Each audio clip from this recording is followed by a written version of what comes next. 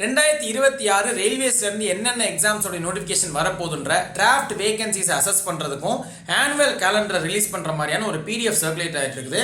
அதன்படி பிப்ரவரி மாதம் ALP notification வரலாம். மார்ச் ஏப்ரலில் டெக்னீஷியன்ஸ் அண்ட் செக்ஷன் கண்ட்ரோலர் நோட்டிஃபிகேஷனும், ஜூலை ஆகஸ்ட்டில் என்டிபிசி பேராமெடிக்கல் ஜேஇக்கான நோட்டிஃபிகேஷன் அண்ட் வருஷ கடைசியில் இந்த ஆகஸ்ட் அக்டோபர் இந்த டைம் பீரியடில் குரூப் டி லெவல் 1க்கும் மினிஸ்டீரியல் அண்ட் ஐசோலேட்டட் வேகன்சிஸ் வரலாம் அப்படின்றது எதிர்பார்க்கப்படுது. 2025க்கான எக்ஸாம்ஸையே அப்போ இன்னும் நடத்தி முடிக்கலன்றதுனால தான் இந்த பிடிஎஃப் டவுட்டாக இருக்குது அப்படின்னு நம்ம சொல்லலாம். ஆனால் இந்த பிடிஎஃப் உண்மையாக இருக்குன்ற பட்சத்தில் ஜனவரியிலேருந்து 2025க்கான எக்ஸாம்ஸ் எல்லாம் வரிசையாக கண்டக்ட் பண்ண போகிறாங்க.